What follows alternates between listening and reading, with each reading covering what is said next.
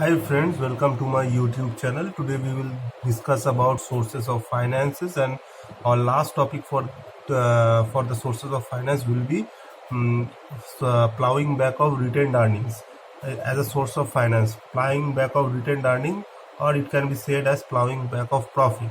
I will give you a brief description about what is plowing back of retained earnings or plowing back of profit. Plowing back nothing but it's a source of finance, internal source of finance, which the company often uses as a providing finance to its different kind of expansion activities. Plowing back means withdrawing of the profit which the company has made during its profit period, and those profits are being kept as a reserve of the company. Those reserves are being withdrawn or broken during the time of their need. The whole process is known as plowing back of retained earnings or plowing back of profit. So what is plowing back of profit? The definition of plowing back of profit is plowing back of retained earnings may be defined as the reinvestment of a part of retained earning or undistributed profit.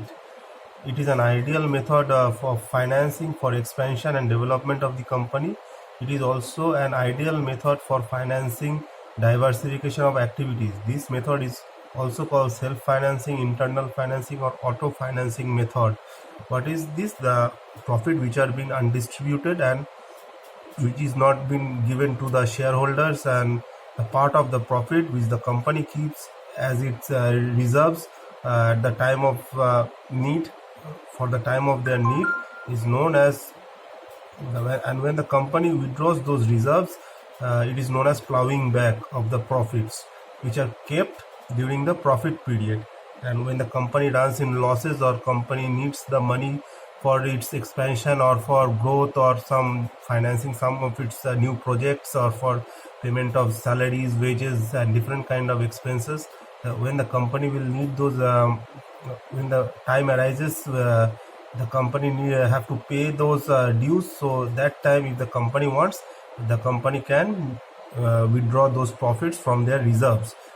This withdrawing of the profit from their reserves during the time of requirement is known as plowing back of retained earning or plowing back of profit. These profits are not given to the shareholders. These profits are being reserved for the welfare of the company. So this is known as plowing back. During prosperity, the management builds up reserves by following a conservative dividend policy. Reserve fund, contingency fund, renewal and replacement fund, etc. are available for plowing back. Different kind of fund are being made, such as contingency fund, reserve fund, renewal fund, replacement fund, etc. Those are available for plowing back.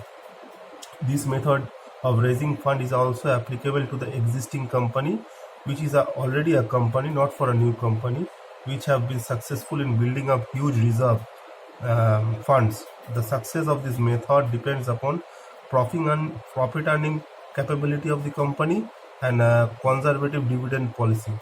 What is this? The profit earning. If a company earns a huge profit, that means the company can create more reserves out of those profits. So the company can the company which creates those huge reserves can plow back those reserves during time of their requirements or time of their needs. So therefore it is applicable to those companies which had run profitably previously. And conservative dividend policy. The company which has not distributed all of its profit as a dividend to its shareholders and kept some part of those profit as a retained earnings or some kind of reserves. So it is applicable.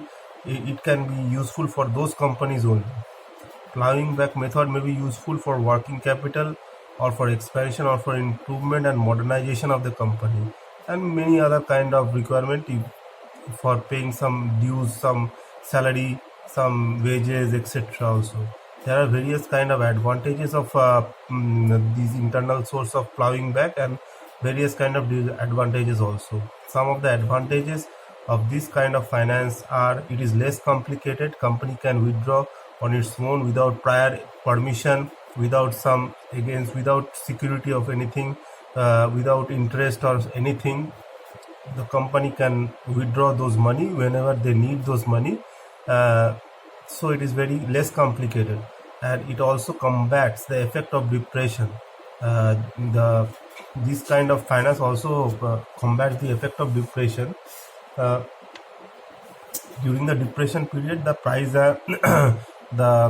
borrowing amount, borrowing of the loan gets very costly, or the price of the some real estate property get very costly. So during inflation or depression, so it helps in combating those effects. Meeting of working capital requirements, it also helps in meeting the working capital requirement of the company. The day-to-day basis expenses, payment of the wages, payment of the rents, etc., uh, can be used for can be used as a working can be used. This kind of source of finance can be used to finance those kind of expenses, and it is the cheapest method. It don't have to pay any kind of interest to anybody.